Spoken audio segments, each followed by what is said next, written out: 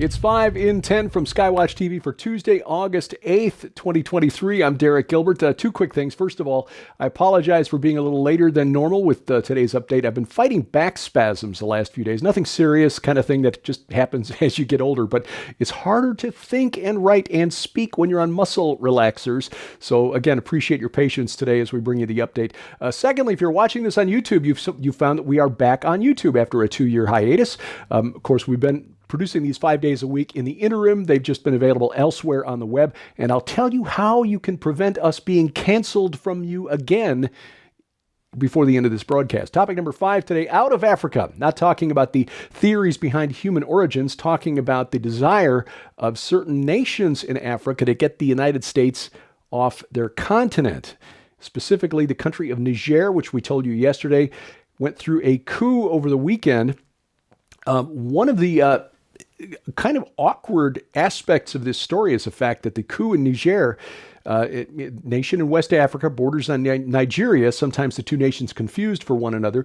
This is the latest example of military officers trained in the United States overthrowing its elected government.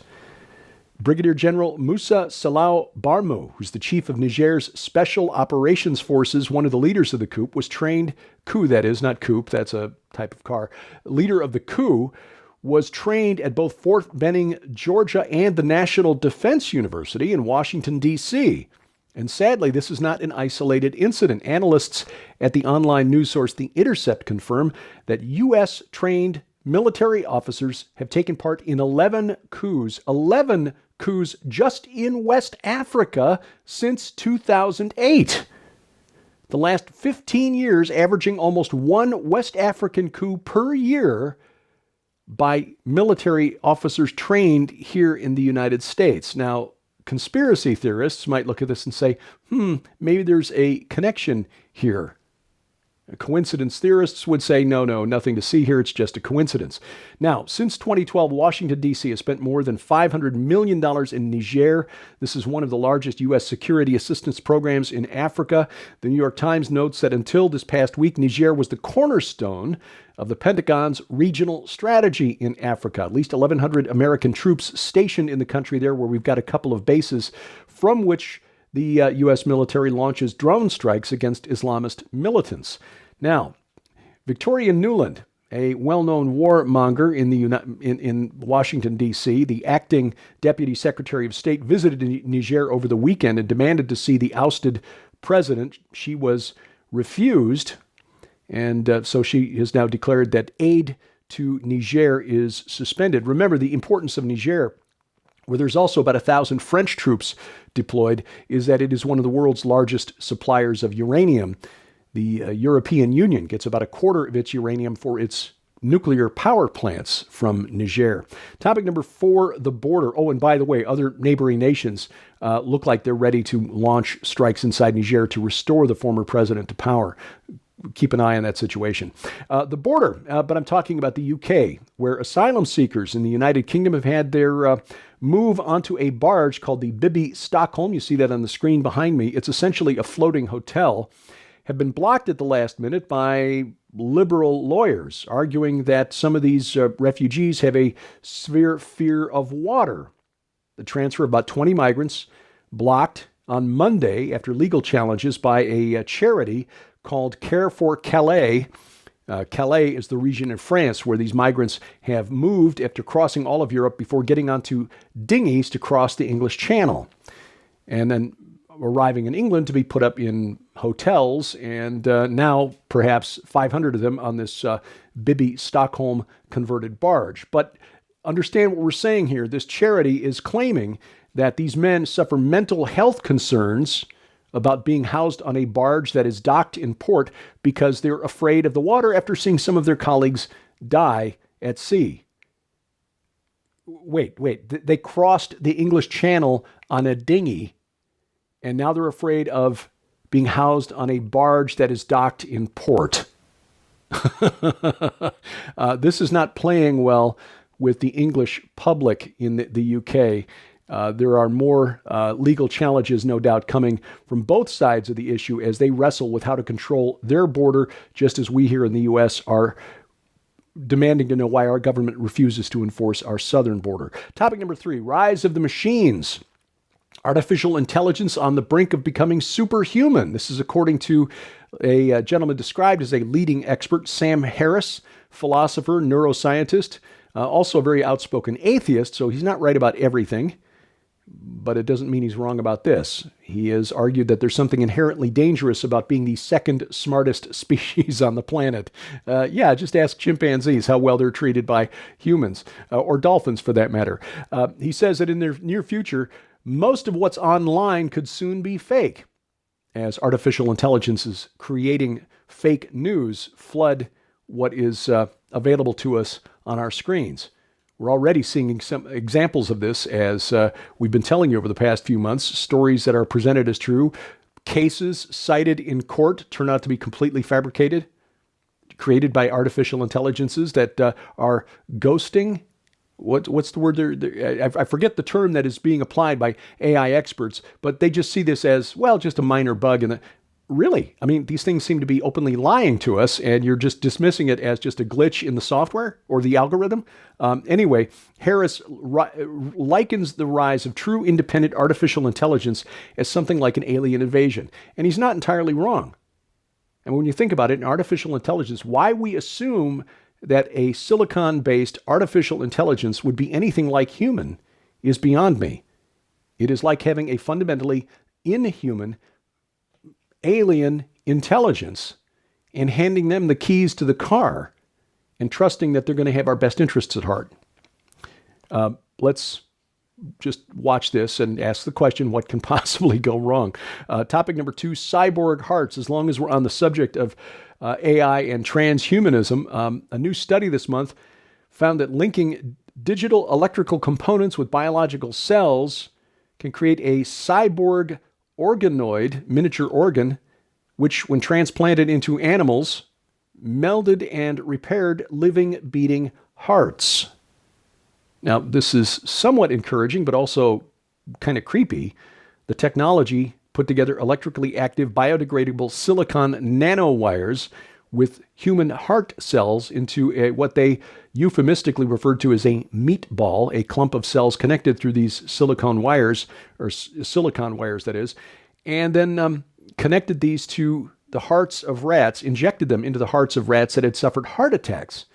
They found that the cells slowly integrated into the host's heart environment, and in less than a month, the mini hearts with these nanowires attached began to repair the damaged heart tissue inside the rats, enmeshed with the host hearts at an even higher level in the areas that had been damaged with scar tissue. Rats, given the cyborg implants, restored far more functionality than those without the nanowires. Again, encouraging as a way to restore functionality to humans who've suffered organ damage of one type or another, but also, again, kind of creepy, especially if these things are in any way connected through the ether to an external signal. Coming up, it's good to be queen and how to guarantee you'll never be canceled from Skywatch TV or 5 in 10 ever again. Well, ladies and gentlemen, with just a few minutes on the clock, we want to make sure that you know how you can get your copies of both of these incredible new works in the Warriors of God special offer. When you order the Warriors of God special offer, you'll receive the Kingdom Warrior Full Spectrum Spiritual Warfare, Biblical Clearing and Maintaining Your Spiritual Perimeter by Dr. Michael Lake. But you'll also receive the brand new book by Corby Shuey, For Valor, Defending the Faith for Those of Worth. Both of these works complement each other fabulously and take you on a journey of next-level comprehension of spiritual warfare. But that's not all. Right now, when you order the Warriors of God special offer, we're also including absolutely free the phenomenal 2-disc collection on DVD, The Final Countdown, featuring Dr. Thomas Horn, Allie Anderson, and Donna Howell on how the secrets hidden within the biblical feasts unveil the final countdown to the return of Jesus Christ and the rapture of the church. But also included in this incredible special offer is Dr. Michael Lake's massive Sheereth Imperative data DVD library that includes 56 different Christian classic books on PDF for use on device of your choosing, Understanding the Kingdom audio series, the eSword biblical software for Windows, and several TV appearances featuring Dr. Michael Lake. All of these items hold a retail value of $95, yours now for your donation of only $35 plus shipping and handling.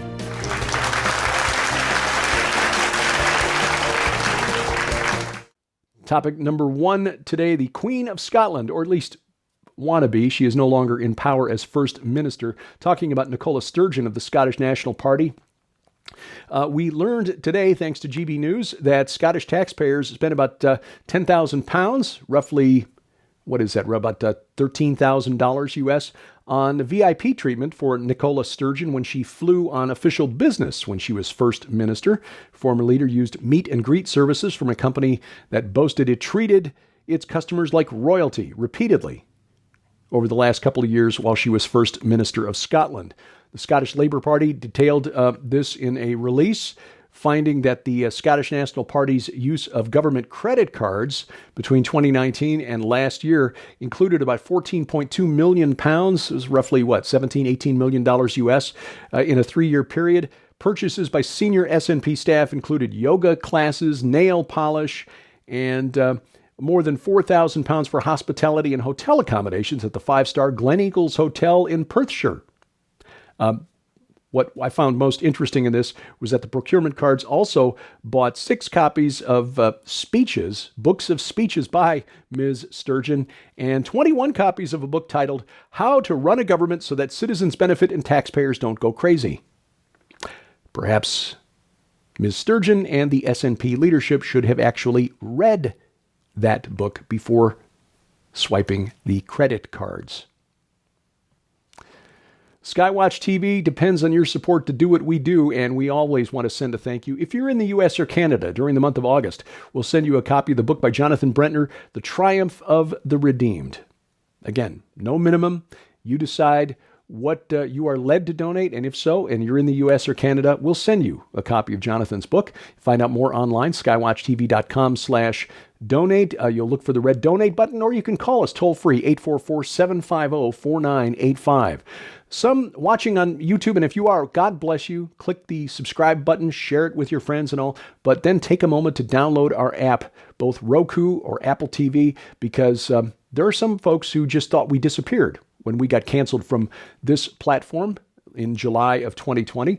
Not true. We've continued producing 2, 3, 4 weekly programs, and of course these daily news updates 5 days a week. Ever since, we never went away. All of our content is available at our website, skywatchtv.com. You can also, as I said, watch it on Roku or Apple TV. Our over-the-air broadcast continues, skywatchtv.com/channels if you want to look at the schedule.